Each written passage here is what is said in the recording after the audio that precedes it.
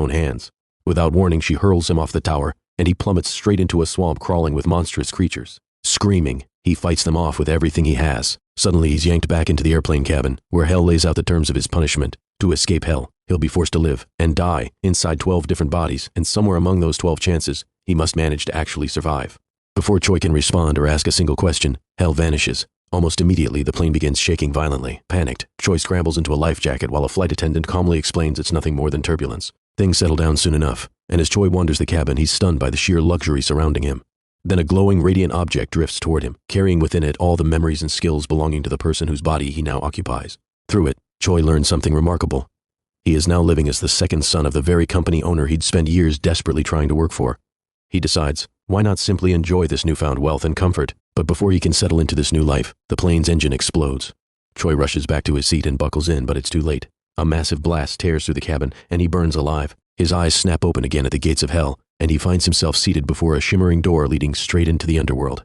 Hell sits calmly at a table nearby, loading bullets into a gun, the very weapon she uses to kill him again and send him hurtling into his next body. Frustrated and confused, Choi has no idea how this game is supposed to work. If he's just going to keep dying horrific deaths one after another, how could he ever possibly survive? Hell's response is blunt.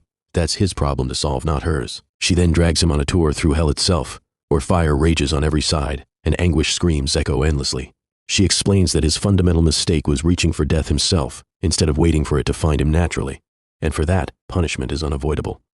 With that, she shoots him once more. Choi suddenly finds himself falling through open sky, and a glowing stone flashes into his mind, revealing that he's now inhabiting the body of a professional stunt performer, someone famous for death-defying feats. At this very moment, he's mid-jump from an incredible height with no parachute, a stunt being broadcast to audiences around the world.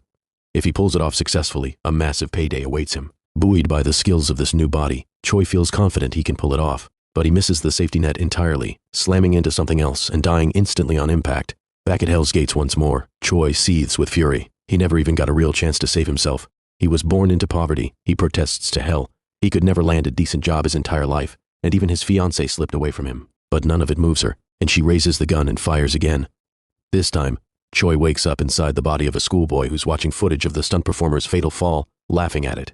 The glowing stone flickers to life once more, and Choi learns the boy's father has passed away, leaving him to live alone with his exhausted, overworked mother. The boy despises school, tormented daily by a group of vicious bullies. After one particularly brutal beating, the boy grew so hopeless that he did something drastic, and it's at that exact moment, right before his death, that Choi has entered his body. Choi realizes that if he manages to survive this time, he might avoid Hell altogether and get a genuine shot at starting over.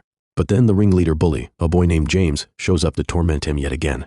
Enraged, Choi grabs a chair to fight back, but James's friends jump in and beat him down while nobody steps in to help.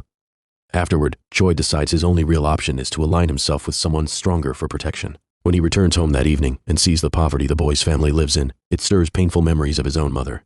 Sharing a meal with the boy's mother, he breaks down thinking about everything she's sacrificed. That evening, James texts him again, demanding money while continuing to harass him. The next day, Choi meets one of James's friends, who reveals that James's power comes from being friends with Tom, the toughest boy in 11th grade. Later during lunch, when James torments him yet again, Choi retaliates by dumping a bowl of noodles right over James's head in front of the entire cafeteria. Enraged, James orders his friend to attack Choi, but the friend flatly refuses. In truth, Choi had already convinced him beforehand not to get involved, because this time he intended to handle things entirely on his own. James, humiliated, runs to Tom for backup, and Tom shows up with his gang ready to teach Choi a lesson. But the moment Tom lays eyes on him, he's baffled. How could James possibly need help against one small kid? James is mortified by the ridicule. When Tom tries to make a move on Choi anyway, it's actually James's own friend who steps in to defend Choi, and the confrontation fizzles out. From then on, Choi commits to training every single day, determined to build real strength. But James's friends won't let the humiliation go, constantly needling him about losing to such a small opponent. One evening, catching the boy alone and unguarded, James attacks him with a rock and kills him. Choi lands back at Hell's threshold once more, a bullet lodged in his skull. This time he wakes bound to a chair, a cloth covering his head, surrounded by thugs interrogating him about a missing girl and stolen money. Just as they're about to bring a hammer down on him, the glowing stone surges into his mind, and Choi realizes he's now inside the body of a serial killer, one who had fallen hopelessly in love with his boss's girlfriend. The girl had begged for his help escaping, so this man stole $10 million from his boss, handed it to her, and hid her somewhere safe. But the boss eventually caught up with him. Choi manages to break free from his restraints through sheer force, taking out every thug in the room by plunging it into darkness. He then sets out to track down the stolen money so he can finally build a fresh start. Bursting through a door, he finds himself inside a moving truck. He steals a motorcycle and speeds off, a whole crew of gangsters in hot pursuit. They corner him on a bridge, but he cleverly slips through their trap.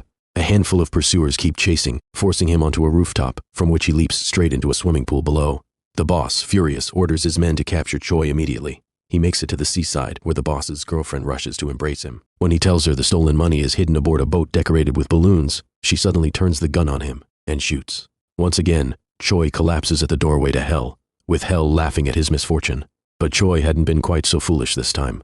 He'd never actually revealed the real location of the money to the girl, meaning he still has a shot at finding it in a future life. His next body belongs to a prison inmate, where fellow inmates warn him to watch his back. A deranged killer is set to murder him just 4 days before his scheduled release.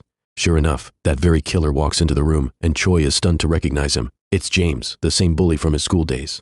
Fury boils over instantly, and Choi lunges at him, though the other inmates hold him back. The glowing stone activates once more, revealing that this body belongs to a young man who once dreamed of becoming an MMA fighter, but whose mother was buried in crushing debt. Debt so severe that he agreed to take the fall for a wealthy man's crime in exchange for money. Because he was still under 18 at the time, he was sentenced to just 2 years. Later, the actual culprit's lawyer visits him in prison, and the young man threatens to expose the whole truth to the world, unless he's paid even more. Meanwhile, inside the prison, Choi confronts James, warning him that he intends to expose exactly who James really is. Not some random madman, but a stone-cold child killer.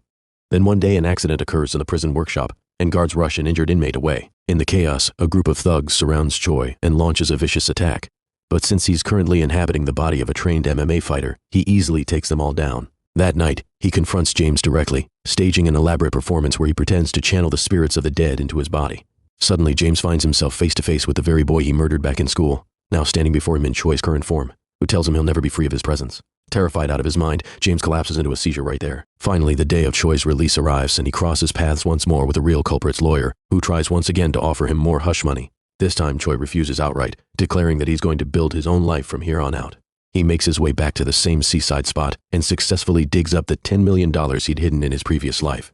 Carrying the money home, he starts thinking seriously about his future. That night, he dreams of his mother and wakes up in tears.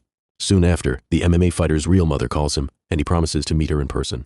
He splits the fortune into 2 bags, one meant for the fighter's mother, and the other he hides away in a station locker. Making his way toward the neighborhood where the fighter used to live, he's suddenly stabbed in the stomach from behind. Stunned, Choi has no idea who could have attacked him, until the man explains that he's the father of the girl Choi had once struck down with a car. Choi apologizes and finally tells him the truth. The real perpetrator was someone else entirely. He'd only taken the blame in exchange for money. Hearing this, the man panics and flees the scene. But then another figure appears, the fighter's old prison acquaintance, who reveals a chilling truth. He'd deliberately gotten himself imprisoned specifically to kill Choi, since eliminating him would earn a substantial reward. Without hesitation, he plunges a knife into Choi's stomach, ending his life on the spot. As Choi dies, his phone rings one last time. It's the fighter's mother calling. He finds himself back before Hell once more, this time breaking down in tears thinking of his own mother. Hell remarks that he's failed yet again, but Choi insists he wants to keep going, to move into the next body. Hell shoots him once more, and Choi wakes up as a young man near a train station. He dashes toward a storage room and grabs a bag stuffed with cash. Then his eyes catch a nearby poster, and the glowing stone flashes through his mind, revealing that this time he's inhabiting the body of a professional model. Arriving home, he's amazed by the extravagant lifestyle waiting for him. A friend calls, inviting him to a party, and once there, Choi quickly discovers this body has an extremely low tolerance for alcohol. Just then, the very CEO of the company he'd spent years trying to join walks into the room. Choi attempts to strike up a conversation, but before he can make any real progress, he passes out from the drinking. The next morning, his older brother wakes him up, and Choi learns that the two of them run a cafe together, and today, with his brother stepping out, the responsibility of managing everything falls entirely on him. While working as a waiter that day, Jenny, his fiancée from his very first life, walks into the cafe. Seeing her, his heart races, and a flood of memories about their love comes rushing back. He remembers the day they first met, when the pages of her book scattered in the wind and he rushed to help her gather them. He also remembers the painful moment he told her to move on without him, convinced back then that he was nothing but a worthless failure. Noticing how shaken Choi becomes at the sight of her, his brother mentions that Jenny has become a celebrated writer. Curious, Choi looks her up online and discovers her novel recently won a prestigious award, a story centered around her lost love. He tracks down the book and reads it immediately, realizing it's actually about the beautiful moments they once shared together. In it, he'd promised to love her until his final breath and never walk away. He also recalls promising to give her a special fountain pen once her novel was finished, a promise he never got the chance to fulfill. That evening, he buys the very pen and has her name engraved on it. Soon after, he spots the same man who had once dropped Jenny off at home. The man is with his family, introducing Jenny simply as his sister. Realizing his own tragic misunderstanding all those years ago, Choi is overcome with regret.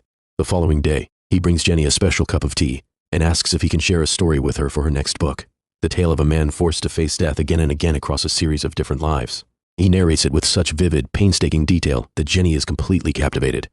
She asks him the name of this mysterious hero, but Choi deflects, asking instead for her autograph. It's then he